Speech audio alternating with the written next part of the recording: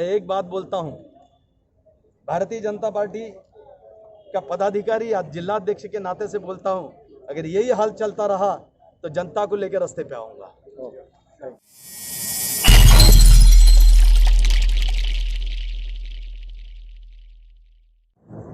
शहर के रोजाना 50 लोगों की मृत्यु को सामने जाना पड़ रहा है। इसको देखते हुए शहर में जो असुविधा है आरोग्य विभाग की हो रही है, उसी सिलसिले में ये निवेदन पालक मंत्री महोदय को देने को हम आए थे। मैं उनको शुक्रगुजार किया कि कम से कम 25 दिन के बाद क्या हो ना आप आए, और ये 25 दिन के बाद आने के बाद हम हमारी बात सुन ले रहे। आपके कलेक्टर, आपके मनपा आयुक्त, आपके विभागीय आयुक्त विरोधियों की बात सुनने के लिए उनके कान बहरे हुए चुके हैं। वो विरोधी के पास देखते भी नहीं आपके डर से। तो ये उनको बोला है कि हमारे लोक प्रतिनिधि की बात सुनते नहीं, लोक प्रतिनिधि का कहना मानते नहीं, और इसी के लिए हम ये आपको डायरेक्ट निवेदन देने आए। इसमें हमारा पहला मांग थी कि इस शहर में बेड बढ़ाना चाहिए, इस शहर में ऑक्सीजन वेंटिलेटर की पूर्ति होना चाहिए। रोजाना 50 लोगों की मृत्यु हो रही है।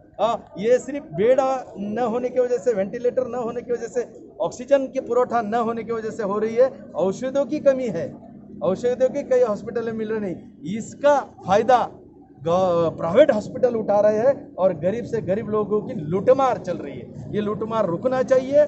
स्कूल की फीस के बारे में भी प्राइवेट स्कूल लूटमार कर रहे हैं, वो भी रुकना चाहिए।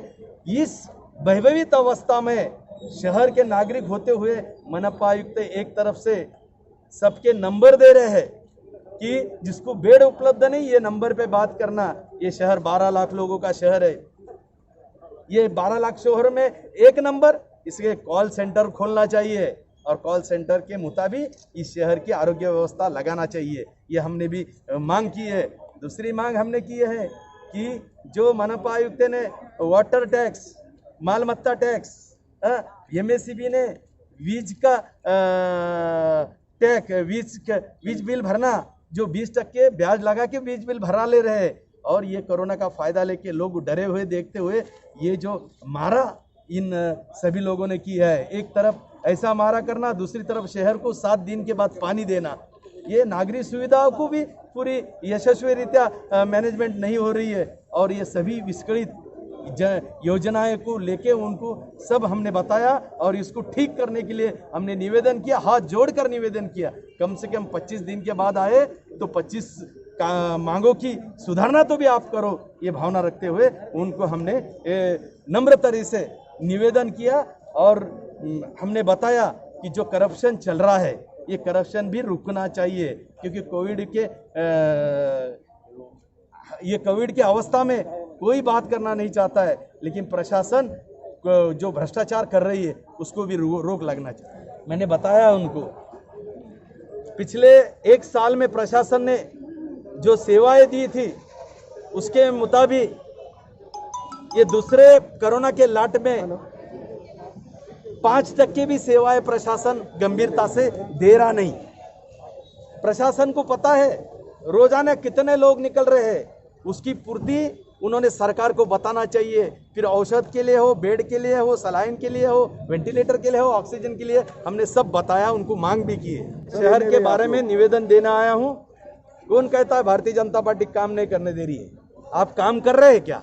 25 दिन के बाद यहाँ आए, आप काम कर रहे हैं? कितने लोग गुजर गए जाने के बाद तुम आए इस शहर में? ये हमने प्रश्न किया है। भारतीय जनता पार्टी लोगों के साथ है, और भारतीय जनता पार्टी 1 साल पिछले साल में पूरे कोरोना में भारतीय जनता पार्टी का कार्यकर्ता लोगों के सेवा में रास्ते पर था। सर, एक आखिरी सवाल प्लीज, अगरचे ऐसी ही हाल चलता रहा तो क्या आप केंद्र सरकार माननीय प्रधानमंत्री जी से बात करेंगे मराठवाड़े के बारे में?